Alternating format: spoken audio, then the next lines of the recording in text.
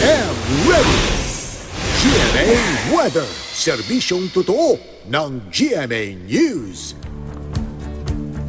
Mga kapuso, southwesterly wind o yung hangin galing sa timog kanluran na nagpapaulan ngayon sa malaking bahagi ng Luzon at Visayas. At sa wind forecast ng Metro Weather, makikita natin, hindi pa po ito yung official na hangin habagat, pero yan yung galing sa timog kanluran na umiihip ngayon sa halos malaking bahagi ng ating bansa. At yan ay dahil sa epekto nitong low pressure area na wala pong direktang epekto yung binabantayan nating low pressure area o LPA na huling namataan ng Pag-asa sa layong 1,200 kilometers dyan sa may northeast ng Basco, Batanes. At inaasahan na lalabas na ito ng PAR, yung naturang LPA, mamayang gabi. Sa rainfall forecast ng Metro Weather, maghapong may tsansa ng ulan sa Southern Luzon. Yan yung Mimaropa, Calabarzon at Bicol Region.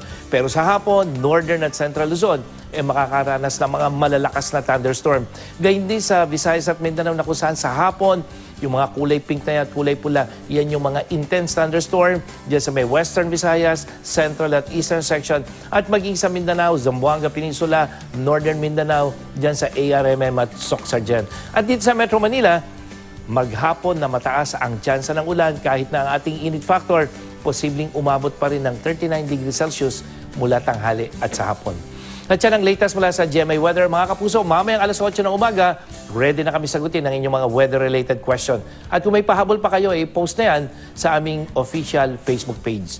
Ako po, si Nathaniel Cruz, magplano para sigurado. I am ready. Serbisyong totoo ng GMA News.